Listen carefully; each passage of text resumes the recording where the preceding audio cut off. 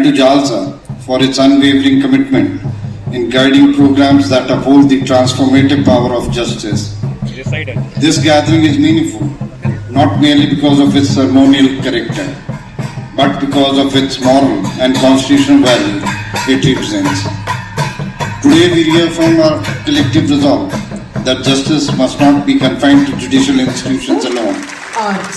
It must permeate the lived experience of citizens. Justice must not be viewed as an abstract principle, accessible only through complex procedures.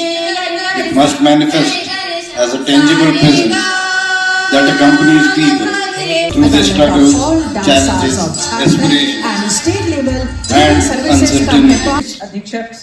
It is in programs such as these that the judiciary steps out of its formal presence and reaches into communities, reaffirming the promise that the Constitution made to every citizen, the promise of equality, dignity, and access to justice. The National Lok Adalat that we have inaugurated today is not merely a mechanism of dispute resolution.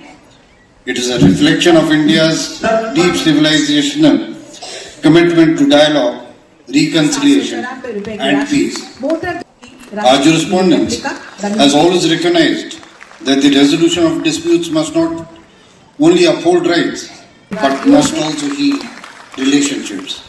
A society that channels conflicts towards understanding rather than confrontation is a society that strengthens its own moral and social fabric. Lok Adalats perform this profound function.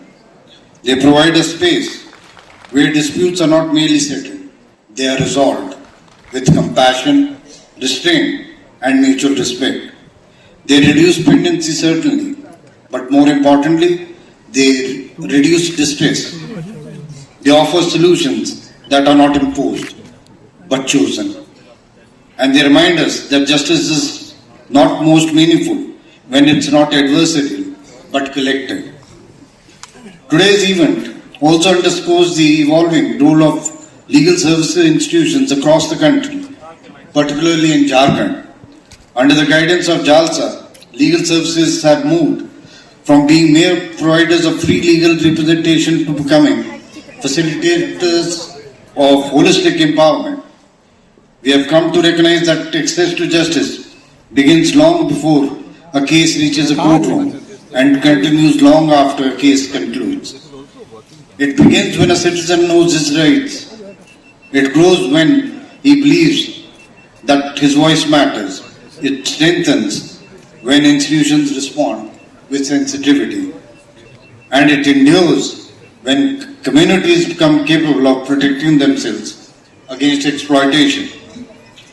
The Empowerment Camp organized today is a shining example of this broadened vision. Legal awareness, welfare facilitation, grievance redressal, identity assistance, social legal counseling, and direct interaction with beneficiaries. When all of this converge on a single platform, the result is not merely a program, but a movement. It is a movement that seeks to transform governance from a distant structure into an accessible presence. It is a movement that places the beneficiaries, not the institution, at the center of its functioning. And it is this moment that reaffirms that the true measures of justice lies not in judgments delivered, but in lives improved. I had the opportunity to observe the short film presented